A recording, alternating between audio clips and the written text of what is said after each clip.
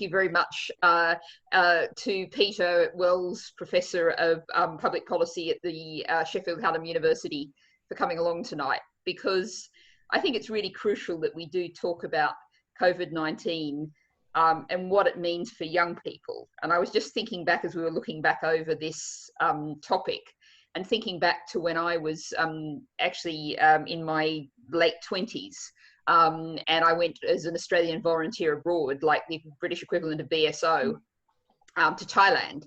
And it was actually a year there was a massive explosion in Australian volunteers abroad for the first time, took lots of people straight out of university, including particularly lots of school teachers, because of course there's always huge demand for English teachers in that kind of scenario. But the reason why there was so many people was there's been a huge slump, particularly that year, in teaching opportunities, and lots of people who expected to go straight into schools, you know, expected to have a career path mapped out before them, suddenly saw that fall apart. And we've got lots of young people now, whether they're perhaps were finishing GCSEs, looking towards an apprenticeship, finishing A levels, finishing university, thinking about going to university, who are really going to be left going, what do we do? What's going to happen? And I think, we figures that came from your article, actually, Peter, of 16 to 24-year-olds, there are 7 million of them. What overall is the prospect for that kind of generation, people in that age group now? What were the prospects like before COVID, and what do they look like now? So, yeah, thanks, Natalie. Yeah, just say thanks for being invited along tonight. It's really good to be here. In context, is we've just finished a large study on youth unemployment, which we've just published, and we can share the reports to that. On the back of that, I published a short piece that Natalie picked up. That was actually a response to the last youth unemployment crisis. So that started in 2012, and we followed young people through in that period. Before COVID's hit in the UK, in England, the government would say that there's 140,000 claimants for universal credit, job seekers allowance was. And ministers, as 2 or 3 years ago, and saying youth unemployment is a problem solved. It's gone away. It's not an issue. I looked up the figures. Youth unemployment stats always come out on the 3rd Wednesday of the month, so they're quite fresh. And we got the first full quarter, so up to the end of June, and that claimant figure had risen from 140,000 to 522,000. So really, it's about 280,000 increase, really quick. A third of that age group, that 16 to 24-year-old age group, who were in work, had lost their jobs or had been furloughed. And a really big increase also in young people who had experienced in long-term unemployment, so people just weren't getting back into jobs as well. I think one of the things, claimant statistics are always, the headline figure that government focuses on. I think it's just really important to recognise as kind of what we talk about, hidden needs, hidden young people not in education, employment or training. And so nationally, we estimate, and others have estimated, it's around 500,000. That's 500,000 before COVID hit. That's in addition to the 140,000 claimants. And that's young people we don't know quite what they're doing. They're not claiming benefits, they're not in education, not in training. They might be at home, they might be staying with friends, they might be finding some cash in hand work, they might be doing other things, we don't know. And there's a lack of interest actually in finding out what those young people are doing. So what we've seen is a really big increase really rapidly. Last time, after the financial crisis, those figures increased up to just over 1 million. So number of young people unemployed, about 1/7, were unemployed. Actually 1/5, I think, was the figure it peaked at in 2011. So 3.5 years after the financial crisis. So it's not be quite a slow burn. So the statistics kind of reveal the size and enormity of this group of 7 million young people. But again, as kind of Natalie indicates, there's a whole, that's 7 million stories, that's 7 million people's lives, and that is going to be different in lots of different ways for them. So yeah, that's the sort of context. I did have a look at which areas have been hardest hit, and pretty hard all over the country, you know, as you might expect, because of the nature of the lockdown. It's a recession we're going into, which is, all recessions look different, affect places differently, but this one has its own patterns to some extent. You know, so who would have thought that an area like Crawley, you know, Surrey, Sussex border, close to Gatwick Airport, would be an unemployment hotspot? It is, because of the, you know, the shedding of jobs in the airline industry, particularly in Gatwick. But yeah, industrial areas, coastal areas, agricultural areas, all been quite hard hit in terms of areas of the country. Less so perhaps the southern shires, but equally, you know, as the kind of Crawley example suggests, quite bad as well. Natalie, you're on mute. I am on mute. Yes, I'm not on mute now. Beginner error. So tonight, if we start by focusing on some of the most vulnerable, one of the things the government's announced, you know, a nice big round headline figure, a 2 million kickstart scheme, is supposed to focus on some of the most vulnerable. What is it, and what's good and bad about it? What's your perspective on it? So yeah, so summer statement. So Rishi Sunak had to do something. There's quite a lot of campaigning by youth employment groups, youth groups, to get certain things on the agenda, and one of those was a youth guarantee. And DWP and the Treasury did listen to this, and 2 billion was set aside for a essentially youth guarantee scheme, a wage subsidy scheme. What does that mean in practice? It's a subsidy for each employer taking on a young person, 16 to 24, who's at risk of long-term unemployment. And they get paid for 25 hours a week. So that's what the subsidy covers, plus national insurance is waived and auto-enrollment is waived. But it's paid at the national minimum wage level.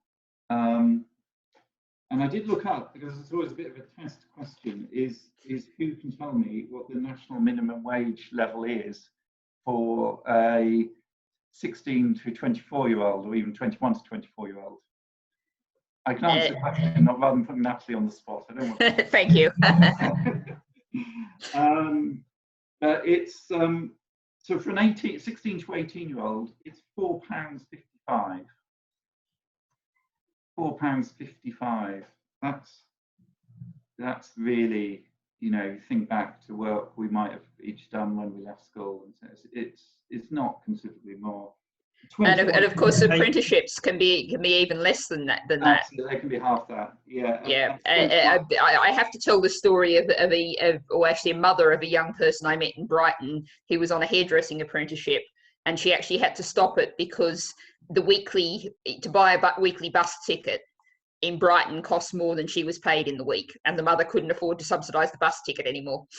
That's just on the travel cost. So it's not a rich scheme. For 21 to 24-year-olds, it's £8.20. So it is quite a bit more, but still, you know, when you weigh up travel costs, childcare costs, which aren't included in the scheme, you know, it has been sort of statement around Sunak's budget has kind of ignored women and gender issues within the labour market. This is an example of that, potentially. I mean, it's comparable, this scheme, to you might remember the Future Jobs Fund, which was the Labour initiative at the end after the financial crisis. That was actually a £1 billion investment, ran for 2 years, and also New Deal for Young People, which came 10 years before that, was the initial Labour initiative. That was £1.5 billion. So Sunak's money is actually, there is a lot, but it shows that actually we're seeing a much faster rise in youth unemployment than we did either in the sort of late 80s, early 90s recession, or in the 2007, 2008 recession, because of the nature of COVID. You know, employers have just stopped and either ceased recruiting or laid people off. And I also wonder, I mean, you know, even it's only a couple of weeks since the summer statement, but, you know, there was, you know, Boris Johnson, we're all going to be back to normal by Christmas. You know, that's looking less and less likely. And you'd have to ask what sort of jobs are going to be on offer. You know, I mean, often they might have been like retail jobs, but but are these jobs going to be on? And those jobs are going to be difficult jobs to do now if you've got to deal with we were chatting before about there's some real fractiousness among the public. There's a real issue with being difficult to manage people who won't wear masks and all that sort of stuff. Yeah. It's hard to quite imagine what those jobs can be under the current circumstances.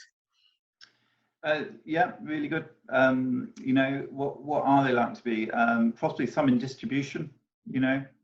Food sector has maintained quite healthy position, particularly supermarkets. Lots more online deliveries, but certainly leisure, hospitality sectors, which very, very much hardest hit, and also those which typically offer, rightly, wrongly, entry-level jobs for young people. I think the other factors which we don't know are, we were coming out of a position where, we've talked a lot about young people facing as a very precarious existence, very precarious labour market, zero hours contracts, low wage, and kind of cycling from one job to another. So not seeing that steady increase in, it's an entry-level job, but it leads to something. And we've kind of seen that sort of taken away in the last 10 years, that sort of ladder. 20 years probably, but that seems really stark prospect at the moment. So yeah, the Kickstart program is it's a start, is something, so Sunak has offered something that will provide employment. It will take the worst edges off probably what is coming. Mm-hmm. I think Natalie asked a really quite good question, which is, well, which employers are going to take that up? Will it actually just displace, employment they might have taken on anyway? So what presumably should be supposedly higher level things, there's also extra funding for apprenticeships, traineeships and vocational training. The same kind of questions inevitably apply to this, but yeah. What's your view of both the level of that and way it's likely to be provided? So apprenticeships, so again, it's an additional subsidy for employers. So it's an additional £2,000 for employers taking on apprenticeships, additional amount of traineeships, about 100 million, 110 million, I think, going to FE, and particularly around provision of level 2 and level 3 courses. So again, just for an audience, what's level 2 and level 3? Just if you can sort of set out the context. NVQ 2 or NVQ 3 level, so sort of the lower degree level, and particularly technical qualifications and applied, so construction courses, construction level 2, construction level 3 courses, to those type occupations. So quite important, but again, the context is, the challenge is, can FE and other providers meet that need? Can they provide those courses quickly? FE's many colleges have been in financial crisis, and there are risks for them as well. And equally, how to deliver courses, with physical distancing, social distancing, within college spaces, there are challenges there. But it's a start, so traineeships and apprenticeships, and there is a sort of bigger agenda, as you're probably aware, particularly from Gavin Williamson, but also the Treasury, around trying to reinvest in skills and vocational education at the FE level. So perhaps that's the start. But again, apprenticeships, certainly apprenticeships in the model we have in England, is kind of, there were flaws in the programme already, and whether it just amplifies those risks, whether it actually genuinely provides high quality training is probably the risk here. The whole area of construction, being a builder's daughter, is something I'm really interested in. I've actually been talking to the sort of construction engineers people, and they have some horrific figures that people in kind of manual work in construction, something like 80% of them are actually self-employed. Very often, false self-employed. And also there's a huge mental health epidemic in that a quarter of people working in construction considered suicide in 2019. I mean, just absolutely mind-blowingly horrendous figures. Yeah. And it's kind of not surprising. I mean, I live right beside the Park Hill Flats, where the work's been going on with the reconstruction, and I can say faithfully it starts at 7:30 every morning, because that's what wakes me up every morning. But so I see lots of the builders, and they're not a young workforce, and we clearly do. And with the government putting the 2 billion into home energy efficiency, that's somewhere where there's real potential. But the way the whole industry is structured is it's very hard to build apprenticeships into that industry now. Yeah, I mean, there's something about, I mean, a lot of the initiatives we've seen announced are very much on the kind of what we call the supply side, so supporting young people to find those work, this around skills development.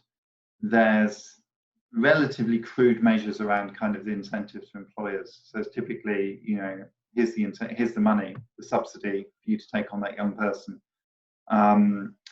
The insulation program is a really interesting case in point. It's actually, how can that be turned into something which genuinely improves housing stock, reduces excess winter deaths from poor heating, and creates houses which fit for purpose, in terms of the environmental challenges. We realise I'm talking to a converted audience on this one, but the big challenge there, the opportunity there when you're spending so much is what areas might you try and channel that funding into in terms of sectoral development. Obviously, there's a big crisis in leisure, hospitality, catering, but how might you respond in terms of a retrofitting campaign, which really offers quick opportunities, relatively low entries from barriers to entry to employment, and also social care. So, so kind of areas of opportunity and growth where you kind of think social care system has been in crisis, what can we do there? And then also around construction and retrofitting probably would be sort of two big priorities around sectoral initiatives, which I think really need to come through much more, and hopefully we'll see something on that in the autumn, but I'm not holding my breath, but those are sort of two areas you'd look for. So we're trying not to be too negative, but more to come, we can but hope anyway. But positive on some things. I mean, I'm not completely clear. I think it's better than nothing. I mean, there would have been some who would say we shouldn't do anything, but yes, some of them sit opposite me in the House of Lords. I know them quite well. This is terrible. The government's doing something. That's not what we want. Yeah.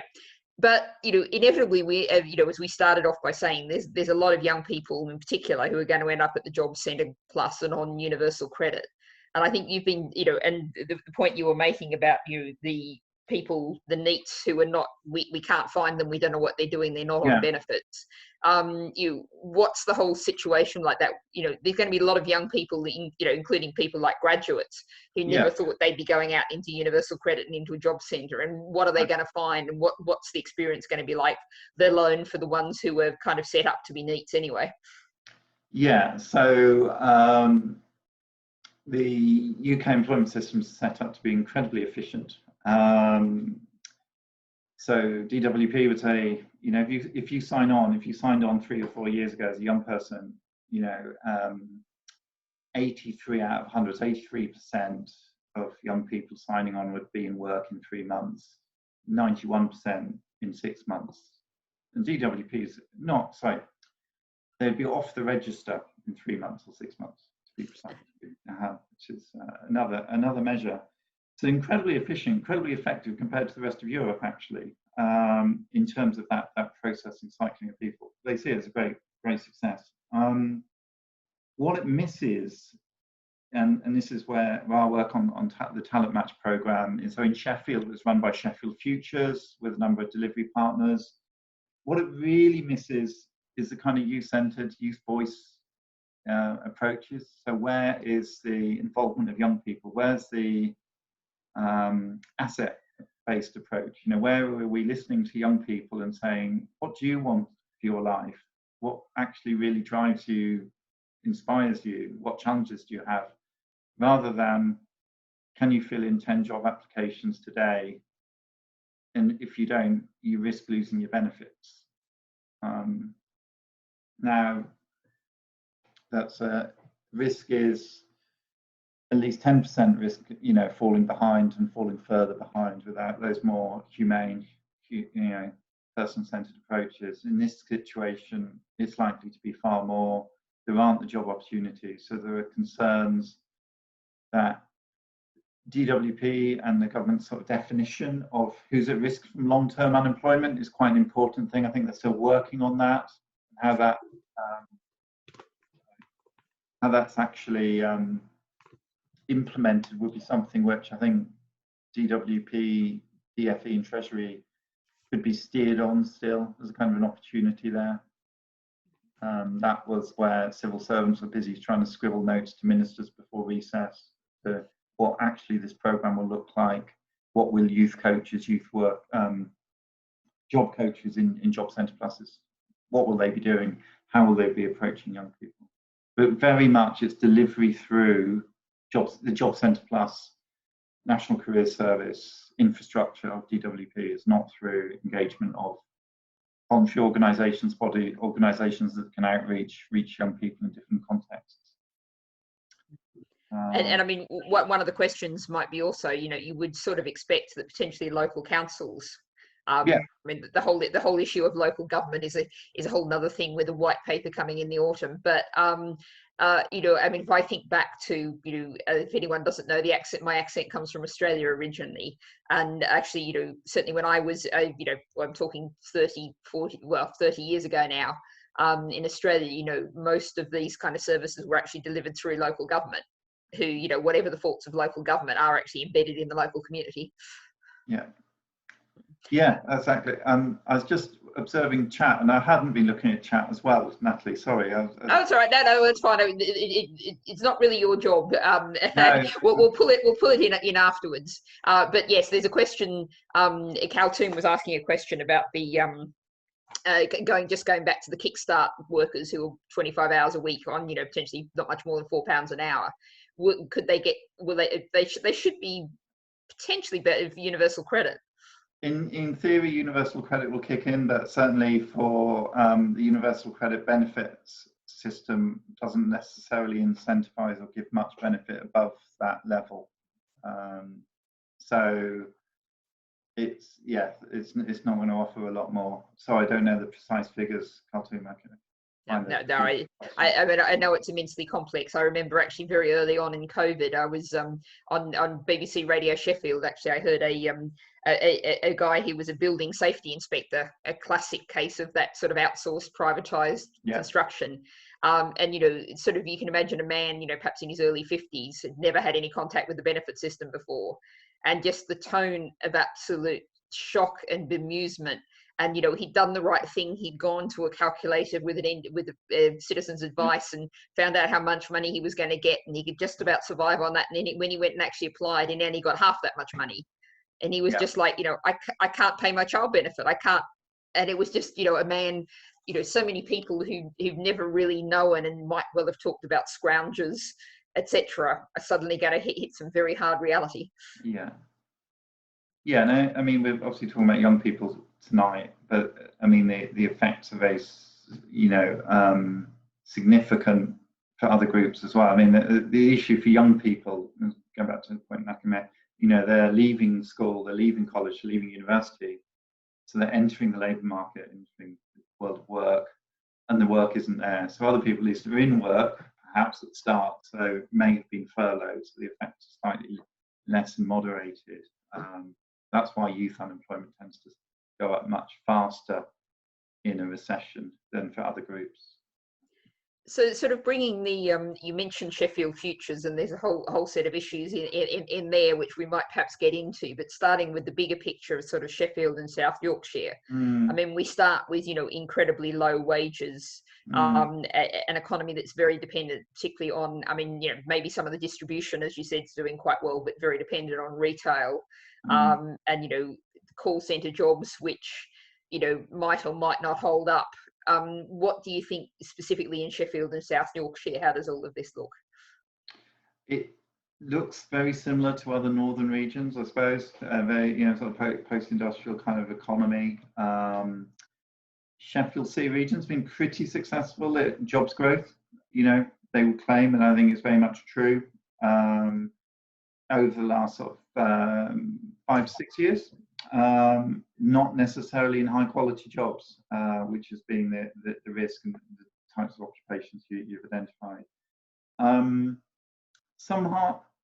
Some, you know, I think the recovery plan, which the mayor has developed, Dan Jarvis has developed with other partners in the city, and some of you may be involved in, does have a focus on job quality as well, and progression in the labour market. I think part of the devolution deal, which was signed a month ago, so around rethinking skills, adult skills, does provide some opportunities. So I'm kind of, I suppose the optimist in me sort of sees, well, actually they're the kind of spaces for sort of development and hope actually here, and quite, you know, different, you know, quite significant differences between the boroughs of the Sheffield City region, but, you know, but an interest in, you know, what do green jobs look like? What does a sort of zero carbon economy look like, at least rhetorically? We might see less focus on the airport anyway, which is something. Yes. From a green perspective. Yeah, the elephant maybe in the room. Yeah, indeed. And I guess you're allowed to dodge this question if you want to, but since you are an academic at the university, I mean, there's some very obvious issues for both of our universities and the centrality of the universities to the city's economy. That, I mean, I've seen estimates from Russell Group universities who think there'll be 60 to 80% down on foreign students next year. Certainly anecdotally, we hear of quite a lot of students thinking of, you know, because it's going to be such an uncertain year, taking a year off, taking a year's break, not starting for another year. You know, how does it feel as an academic? What do you know about the institutions and how the year's shape, the next academic year is shaping up for them? It's a considerable amount of uncertainty. It's going to be a considerable amount of uncertainty anyway, because the government reasonably hostile to universities at the moment. So they're kind of wanting to rein back on the sort of 50% aspirational target of young people going to university. And seeing universities partly as a problem as well. International students is probably the biggest hit, and as you say, it's hit particularly Russell Group universities very hard, especially University of Sheffield, and it's quite significant numbers of Chinese students actually developed and attracted really successfully large numbers of Chinese students, as well as some other countries actually. I feel like I should do the House of Lords thing at this point and declare that I'm co-chair of the All-Party Parliamentary Group on Hong Kong. Yeah. So, you know, the issues are not just COVID. There are other issues as well. Absolutely. Thank you, Natalie. So yeah, and I think it affects universities. You know, the headline is probably sort of in decline in international students who are paying significant fees often above what the home students are paying. Universities are losing out from conference revenue as well, which you know, they make varying amounts of money on, and halls of residence, which particularly Sheffield own a significant amount of halls of residence. The challenge is what happens in August with clearing, and will today's 18-year-olds getting their results in mid-August think, I'm going to take a year out? Can they take a year out? Will they think, well, there's nothing else for me to do? I can't travel. I can't get a job. What else am I going to do? And there are just so many unknowns around that. You know, will some courses be deferred? Certainly a number of master's courses being deferred to January starts. Teaching large lecture theatres, and, you know, Catherine and I sort of was starting that conversation just before we got going this evening. You can't teach 260 students in a big lecture theatre.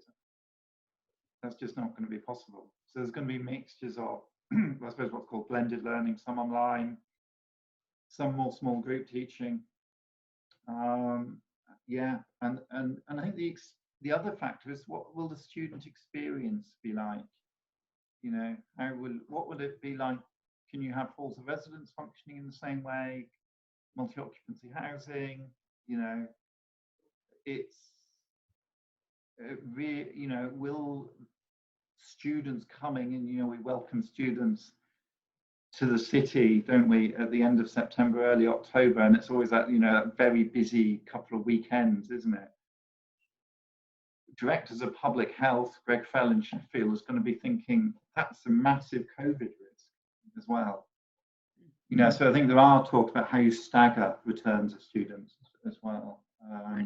Sorry, that's kind of probably too much detail. No, I mean, I think, you know, the universities are so central, particularly to Sheffield, but, you know, so many other places that I visit, you know, I often think of Middlesbrough, and, you know, I've just been there a couple of times and been to the university, but it's clearly a place that's so hugely economically dependent. And even, you know, Newcastle with 2 unis, it's a huge Northern and Midlands issue. But I think what you were just saying flows onto a question we've got in the chat box, which is reflecting on the sort of general mental state of young people. And, you know, indeed, I was just a couple of hours ago talking to a group of sort of young professionals, and I talk, as I often do, about, you know, the mental health epidemic. And there was a lot of eye rolling and nodding and, you know, sort of depressed shakings of heads about the state of things. And, you know, it is just such an enormously difficult world that people are starting out in. We're already in a position of significant mental health crisis, weren't we, with young people, particularly young people with lower qualifications, perhaps haven't had as good a school experience, but equally some, you know, many young people going into universities, both Russell Group and newer universities. Universities have responded to this, but there's sort of just immense challenges, which certainly I don't think we, as an older generation, probably didn't face to the same extent, no way near. And it's just a huge concern, isn't it? Again, interesting findings from the talent match study we did, which was young people furthest from the labour market. It was actually that person-centred approach. And it's easy to say that, but sort of genuine meeting people where they are, and you know, meeting them where their needs are, did improve their well-being. You know, so between 60%, 70% had improved well-being, sustained improved well-being over the course of 5 years. It's just fantastic achievement. Testimony to what the voluntary sector can do to support young people. And which does sort of raise me. I don't know if you want to get into the whole Sheffield Futures, but, you know, Sheffield Futures that you've been saying was doing such a great job, you know, his future is now very severely in doubt. You know, and that's a huge. I mean, I've only been to one Sheffield Futures event, but it was very impressive of that young people talking about, you know, how they'd been asked what did they want and then helped to get it. It's a real worry. So it's probably one not to get into, because I don't, you know, I can't honestly say I know the detail either from Sheffield Futures or the Sheffield City Council side. You know, and I had views expressed from both sides to me now, and I've read the media and some of the reporting around it. What I would say, though, is it is a concern.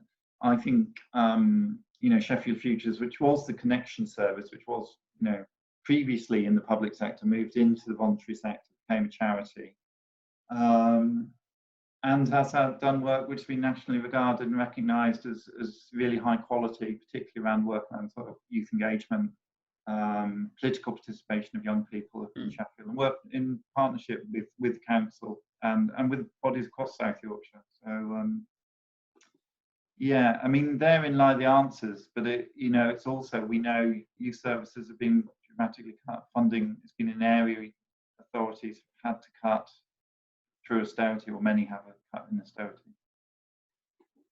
So, sort of looking on the broader picture, Rich has left a comment and a sort of question in the chat box about low recruitment.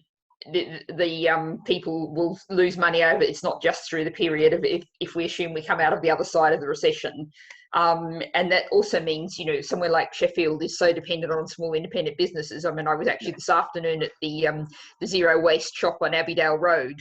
You know, a young person, you know, starting up very keenly with a new, innovative, exciting business, and, you know, if you don't have that pipe of people coming through, you know, having got education and skills and learning and then going out, you know, what do you think will be the sort of the long-term impact?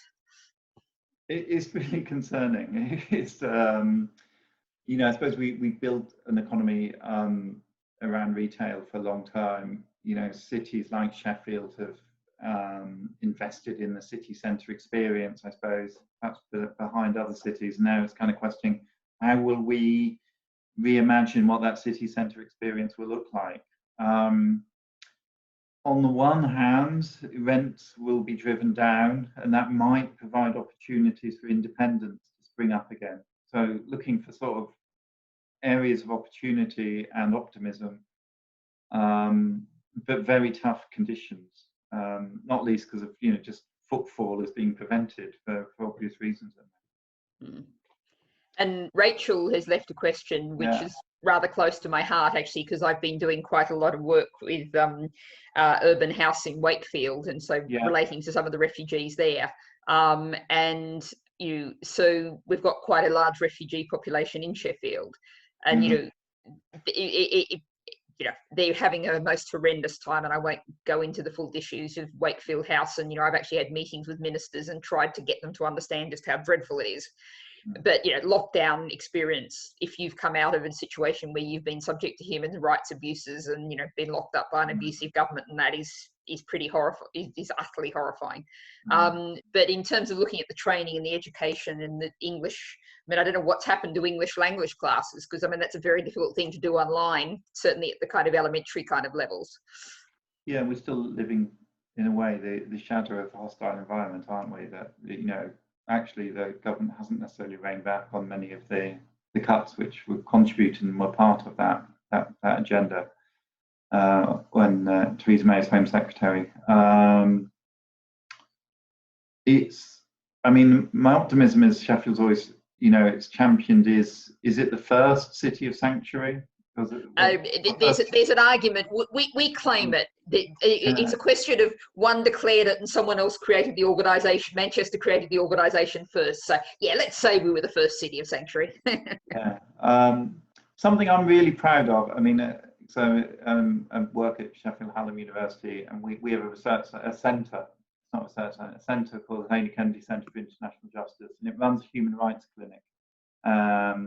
A refugee clinic, and it provides legal advice, legal support, legal aid advice, which wouldn't be otherwise available on a whole host of issues, from housing, family law, immigration law, and that's a response we didn't have 5 years ago. It's a partnership with British Red Cross, and those kind of things give me the sort of hope there. Kind of marshals students wanting to engage and work in this. So it's students studying law, criminology qualifications, wanting to put something back and wanting to engage in this and practice law in this field. And that's really positive, under the supervision of fully qualified lawyers. That's really positive. Rachel, I don't know if you want to unmute and just tell us what the sort of experiences that you know about from people that because just imagining, I actually did do myself. I had a meeting that some teachers organised with an ESOL class of women from London, and they were going to come and visit me in the House of Lords, which of course wasn't possible. And so we did it online, which was a bit of a struggle, but I think people got a lot out of it, and it was just interesting to hear their experiences. But they were having a tough time. So I don't, Rachel, if you can just comment on what you know. Well, I just feel, really sorry for this young lad that I make a phone call to once a week. For a start, there's nothing much for us to talk about, which is such a shame, and a missed opportunity, really. He wants to talk, but really, he hasn't got a lot to talk about. He's got to stay in his room most of the time in the shared house he lives with, although they are kind of like one kind of bubble, if you like, in terms of mixing. But he kind of knows the rules about mixing, but he wants to mix with the Kurdish people that he knows, of course, but doesn't want to make too much of that because he's not really supposed to. Thank goodness it's summer, because he does go to the park. But he was well involved in the English classes he was doing. I think down at, what's it called, the technical place on the corner near the lead mill. Yeah. Do you know the training college University there? College, UTC, isn't it? Yeah, UTC, that's it. So, he was really enjoying that and meeting people and so on. And of course, it's all stopped. And, hopefully things will open up again in September. But he's not sure, but surely there will be something for him. Yeah. But Kaltoum, I don't know if you want to come in, perhaps on mute, and just sort of, you've left a comment talking about young people from BAME communities and what, you know, what the experience of lockdown and the challenge of jobs and education it feels like. There's a huge part of what I'm doing in terms of the research, which looks at obviously serious youth violence is one thing, it's knife crimes, family, but also how 10 years ago, for example, the young people who have been excluded are the ones that we're seeing involved in youth violence.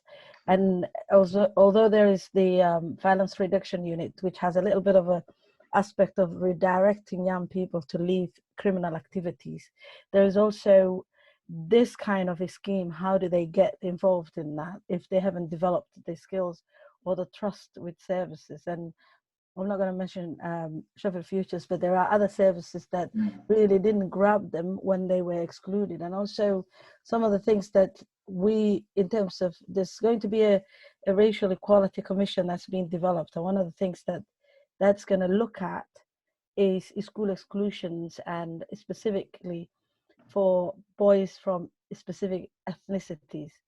But also we shouldn't forget the young people from deprived areas of the mainly predominantly white areas like Parson Cross and Manor, and those young and Tinsley and other areas as well are not being looked at in a way of a kind of more of a holistic way of what are they missing out. So where schools are trying to kind of live up to the let's get the funding because the school really is an outstanding school, it kind of damaged the whole generations of young people that our jobs will collide, I'm sure, Peter, at some point. But it's just the kind of the kind of thing that we're seeing is school exclusions are really damaging to many communities. But this kind of a scheme is not really. How do we include those young people who have no skills and no confidence or self-esteem to kind of like go into these kind of schemes, and then we'll just rely on benefits, or would end up in the wrong places that we don't really want them to. Peter, yeah, I think it's what really distracting. You know, I entirely agree on exclusions. You know that it's just been horrendous. And it's not been explored and exposed what's happened and the damage it does to those young people who are excluded. You know, so much of Talent Match, in a way, it was working with young people from different minority ethnic groups, but also from, you know, let's say white working class groups who had just had really bad childhood experiences, you know, adverse childhood experiences. And Talent Match was trying to put that back together again. You know, there are foundations, you know, things like the Youth Endowment Fund, which launched recently, and they're sort of supporting some really interesting sort of youth crime prevention activities. I think it's really interesting, I suppose, in taking a more sort of systemic view on what can be done. And I think there are, and you know, going back to some of the sort of principles around community engagement and development, you know, which we've also lost. Yeah, I don't think it's a response, Kaltoum. Yeah, that's I sort of think I'm just nodding. No, I really understand that. It's there's a structure that we need to change for young people, and I think it's everybody's business to do that. So these kind of schemes are fine, but they are getting us to ask questions of what went wrong and that we can actually fix. And I think putting our heads together is better than blaming and kind of thinking the past was past. How do we move forward? I think what we've got to do is really, you know, what was behind that, the whole idea of schools competing against each other and having to have, you know, higher SAT results, and you know, teachers, you know, most heads didn't want to be in that situation, but they were so much in that direction that was the systemic push. Rich, I'm aware you've been with us and sitting very happily with your camera on. I don't know if you want to just share, you know, around these issues, any sort of experience or thoughts that you've had through lockdown and what you've seen personally. Yeah, Well, I've got two boys who've just, one's about to finish his last assignment and therefore will graduate this year. The other one has just graduated from the University of York. So the big challenge for them is what will they do now?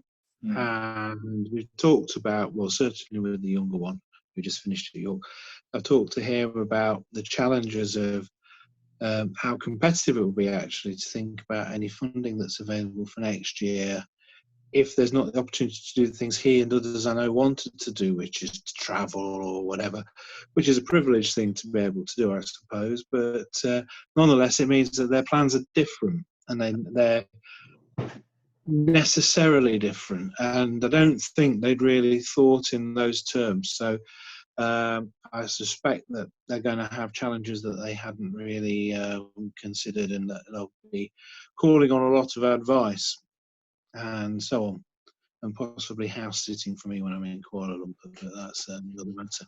But I shall be fixing up some security cameras before I go. But it's interesting but just to go back to what was being said about universities. I mean, I've worked at the University of Sheffield for 22 years, and talking to colleagues across the sector privately who I know, they echo the 60 to 80 figure. I heard 50 to 80 as a figure from different people was being talked about in professional circles as the hit that's likely to happen. And that, as I've just made a comment about, is catastrophic not just for some of those universities potentially, but also for communities that those students live in. And that we're talking about millions and millions of pounds that the students spend in corner shops and local restaurants and takeaways and all of that sort of thing. And if there's suddenly a massive drop-off, it will really affect the local economy. And some of those very small enterprises, those sole traders and so forth, will be in very great difficulties. And I'm not entirely sure that that's been examined in a lot of detail, but it's a consequential thing of the changes in plans that there'll be for quite a lot of youth. And I don't know what the figures are really, and I think a lot of universities are playing it close to their chest in terms of what's happening in terms of acceptances and so on for next year. I know what's happening to some universities in the States through family connections, and some of the bigger players are saying to people, well, if you're not going to come this year, then that's game over for you. And who's going to turn down a place at Harvard on the basis they want to take a year out and so forth? Very interesting times, and interesting times internationally in that kind of realm, because a lot of kids in so-called advanced, I suppose, first world countries and what have you, have got exactly these issues. And if you look at the States, where at the moment COVID is rampant, then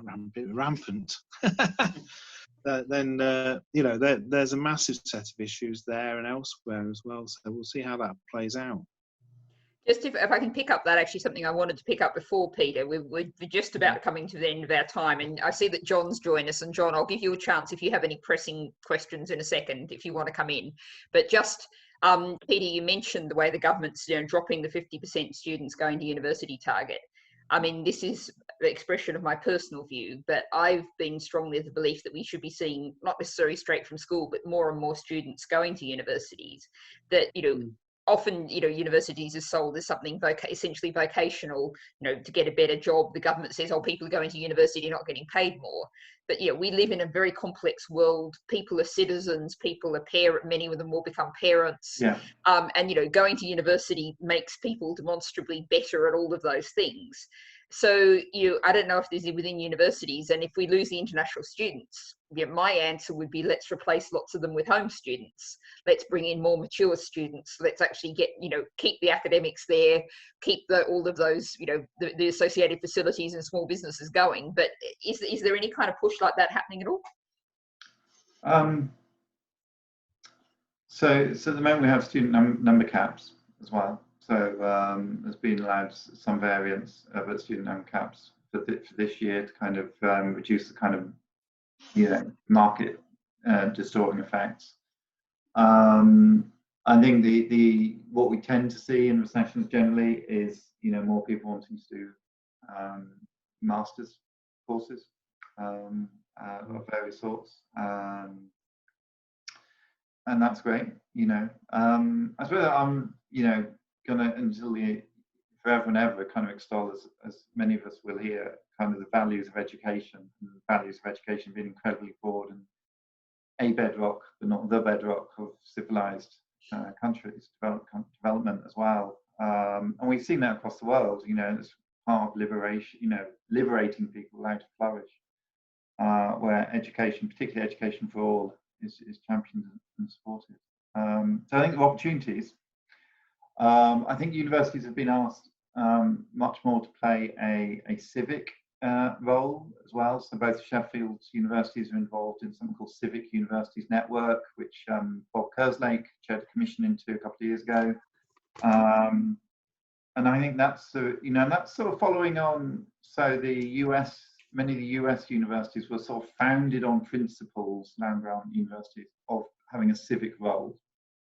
UK universities, to varying extents, because they were founded on a whole set of different bases, haven't had that role as clearly defined. And I think that civic relationship with cities, with towns, is something which we'll see coming to the fore much more. How that manifests itself, I think that's clear. So we, for example, the university signed a partnership with Sheffield College just recently, you know, and been working with all the colleges in South Yorkshire for many years, as has Sheffield University, you know, on different courses where respective strengths lie. So I think those things are where some of the solutions and answers lie. Sorry, that's not a clear answer. I suppose that's what I'd like to see happen. It's not maybe what's going to happen, Natalie.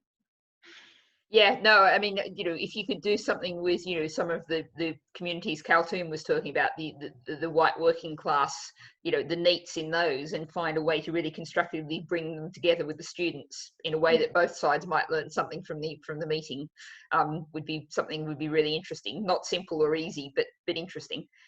John, I don't know, you've joined us. I don't know if there's anything you particularly wanted to ask, or sort of very quick comment before we close. Thank you, Natalie. Sorry I'm so late. I've had real IT problems. I think probably, although I've got lots of thoughts and potential questions, I'll probably pass on this opportunity and try and catch up with one of you to find out more about what you've actually been talking about. So I won't say anything more now, thanks. Okay, well, I think we promised that we'd finish at 9 o'clock, and it's now 9:01, so we've just about kept the promise. I don't know, I mean, Peter, if there's anything you really want to sort of say as a final word of a sentence or two to sum up where we are and where you want to go, no obligation, but if you want to. I suppose, you know, I suppose like also, you know, end up having to be optimistic in some ways, strategically optimistic around how our futures can be better. And we kind of, you know, probably share some similar values on that. I think there is something, you know, whilst retaining a kind of international global perspective, and that's what universities do, is what some political parties are trying to do. There's something also about the places we are at, and you know, I think there's something about the marrying of those international perspectives and kind of the local solutions. We talked about it in terms of violent crime. We talked about it in terms of the role of universities, you know, and I think the big challenge for universities is how do they engage really effectively, not kind of telling people what to do, but actually genuine participative engagement and models. And I think that's where we should look. Yeah, no, I'm really glad we're finishing on a hopeful note, because I think one of the things to say is that, you know, I've been saying for some time that where we are is profoundly unstable, and things are going to change, and that's good news. And yeah, we were reflecting on the mental health epidemic. You know, we've got the climate emergency. I often say, if you ran a thought experiment and said, you know, if we'd created this wonderful, perfect society, and then we suddenly discovered there was the climate emergency, and you had to say to that society, right, you've got to change everything, that would be really politically difficult. Whereas now we can say, well, you know, the environmental, the social, the educational, the political crises, they're all here together, and they all need change in similar directions. So, you know, I think we can finish on that hopeful note. We've covered a lot of ground tonight. So I want to say thank you very much, Peter, for giving up your time this evening. And thank you to everyone who's come along. And even those who reluctantly put their camera on, so that we can have a full picture of this evening. So thank you very much for that. Thanks to Eamon for organising, and have a lovely evening. I might still manage to make the allotment and cut that lettuce that I've got my eye on. Thanks very much all. Have a lovely evening. Thank you. Thanks, Peter, Natalie. Thank you. Thank you. Yes, thank you very much. Thank you.